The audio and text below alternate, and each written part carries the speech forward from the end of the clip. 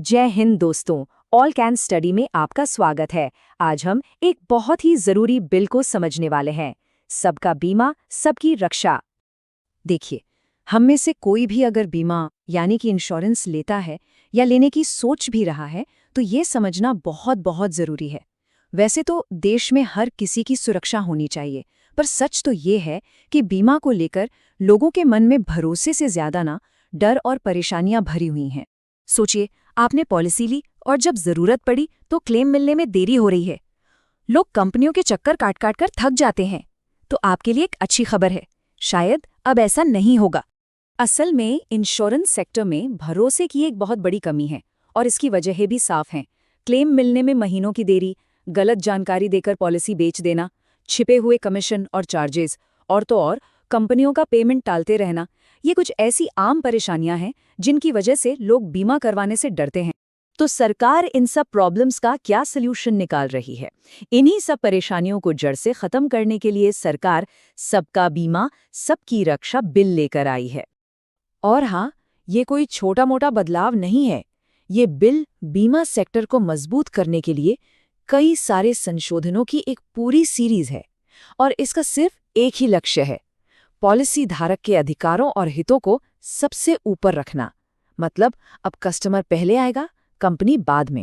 और जब मैं कह रहा हूं कि ये कोई छोटा मोटा बदलाव नहीं है, तो इसका मतलब समझिए, सरकार सिर्फ ऊपरी नियम नहीं बदल रही, बल्कि बीमा उद्योग की नींव रखने वाले 3 सबसे बड़े कानूनों में संशोधन कर रही है। 1938 का इंश्योरेंस एक्ट, 1956 का LIC एक्ट और 1999 का IRDAI एक्ट। ये बहुत बड़ी बात है। तो सवाल ये है कि ये नया बिल सिस्टम को ठीक करने के लिए आखिर कर क्या रहा है? तो सुनिए, इसमें 3 बड़े और गेम चेंजर बदलाव किए गए हैं। चलिए, इन 3 बड़े बदलावों को एक एक करके समझते हैं। पहला, कंपनियों के लिए गलत तरीके से कमाई करने के सारे रास्ते बंद करना। दूसरा, एक मजबूत सुरक्षा सिस्टम बनाना ताकि पॉलिसी होल्डर पूरी तरह से सुरक्षित महसूस करें। और तीसरा, कमीशन को लेकर पूरी ट्रांसपेरेंसी यानी पारदर्शिता लाना अब जरूरी हो। और ये बात साबित करती है कि सरकार इस बार कितनी गंभीर है। अगर कोई भी कंपनी पॉलिसी होल्डर को परेशान करती है या कोई भी नियम तोड़ती है तो उस पर अब 10 करोड़ रुपए तक का भारी भरकम जुर्माना लग सकता है। लेकिन बात सिर्फ जुर्माने तक ही खत्म नहीं होती। ये बिल बाजार में कंपटीशन बढ़ाने और नियमों को लागू करने वाली संस्था यानी रेफरी को और मजबूत करने पर भी पूरा ध्यान दे रहा है। देखिए, पहले बीमा सेक्टर में बाहर से जो विदेशी निवेश आता था, जिसे हम FDI कहते हैं, उसकी सीमा थी 74%। और अब इस सीमा को बढ़ाकर सीधा 100% कर दिया गया है। जी हाँ, आपने सही सुना, पूरे 100%। ये एक बहुत बड़ा कदम है। तो अब आप सोचेंगे कि इस 100% FDI का मतलब क्या है? इसका सीधा सा मतलब है कि अब दुनिया की बड़ी बड़ी कंपनियां भी भारतीय बीमा बाजार में आ सकेंगी। इससे कंपटीशन बढ़ेगा और जब भी कंपटीशन बढ़ता है तो फायदा हमेशा ग्राहकों का होता है, उन्हें बेहतर सर्विस मिलती है। और यहाँ एक और दिलचस्प बात है, इन नए और सख्त नियमों को ठीक से लागू करवाने के लिए जो नियामक संस्था है IRDAI, उसे सेबी जैसी ताकत दी जाएगी।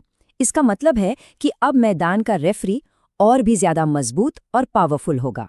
तो चलिए, इन सब बदलावों को जोड़कर देखते हैं कि एक आम आदमी को इससे क्या मिलेगा। हर पॉलिसी धारक को इससे सीधे तौर पर क्या फायदे मिलेंगे? सीधी सी बात है, बीमा का पूरा अनुभव बदलने वाला है। जहां पहले क्लेम में देरी होती थी, कंफ्यूजन होता था, परेशानी होती थी, वहीं अब समय पर पेमेंट, पूरी पारदर्शिता और सुरक्षा की उम्मीद की जा सकती है। तो संक्षेप में कहें तो पॉलिसी धारकों को अब नए और पहले से कहीं ज्यादा मजबूत अधिकार मिल रहे हैं, जो बीमा के पूरे अनुभव को ही बदलकर रख देंगे। असल में सरकार का लक्ष्य बिल्कुल साफ है, ये सुनिश्चित करना कि हर व्यक्ति का जीवन और उसका परिवार सुरक्षित हो। और ये तभी हो सकता है जब लोग पूरे भरोसे के साथ बीमा करवाएंगे, बिना किसी डर या झंझट के।